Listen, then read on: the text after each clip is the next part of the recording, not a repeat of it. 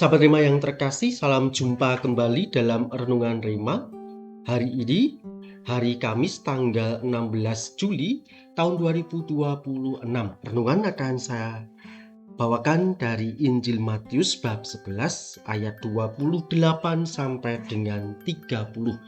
Tema permenungan kita bersama yakni belajar lemah lembut dan rendah hati dari Tuhan. Sahabat Rema yang terkasih dalam Tuhan, tentu saja dalam pengalaman hidup kita mengalami yang namanya hidup terasa berat. Bukan semata-mata karena persoalan yang kita hadapi, melainkan karena sikap negatif yang muncul terhadap persoalan itu. Ketika hati mulai dipenuhi keluhan, kemarahan, keputusasaan, dan beban kecil pun terasa menyesakkan. Sebaliknya, ketika seorang memiliki hati yang lebih kuat dan sikap yang lebih positif, sebagian dari beban itu sebenarnya sudah menjadi ringan. Hari ini kita belajar dari sabda Tuhan, "Datanglah kepadaku kalian semua yang letih lesu dan berbeban berat." Inilah makna indah dari ajakan Yesus untuk datang kepadanya.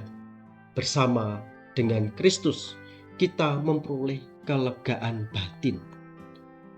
Bukan berarti Yesus kemudian mau mengambil seluruh persoalan hidup kita, melainkan Ia menolong kita memandang dan menjalani beban hidup dengan cara yang baru. Sahabat Rema yang terkasih dalam Tuhan, beban yang sama dapat terasa berbeda ketika dipikul bersama dengan Tuhan.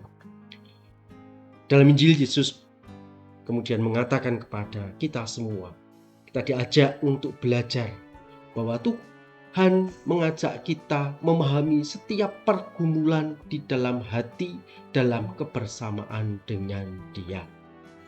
Ia tahu luka, kecemasan, dan kelelahan yang kita simpan dalam hati.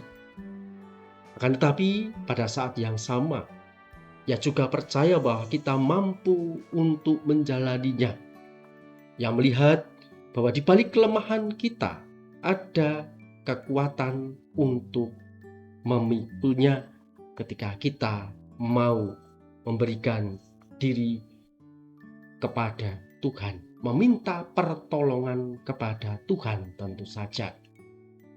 Sahabat Rema yang terkasih dalam Tuhan, maka kebersamaan dengan Dia kita diajak untuk melihat pergulatan beban kita di balik kelemahan kita itu ada kesabaran, ada pengharapan, ada ketekunan dan kemampuan untuk bangkit kembali. Karena setiap saat ketika kita kemudian memohon kepada Tuhan, Ia kemudian akan memberikan kekuatan kepada kita. Bersama Yesus kita diajak belajar bersyukur. Bersyukur atas pundak yang masih kuat, atas orang-orang yang tetap mendukung kita, dan atas kesempatan untuk berjuang memperbaiki hidup. Sahabat Rema yang terkasih dalam Tuhan, kini pilihan ada pada kita masing-masing.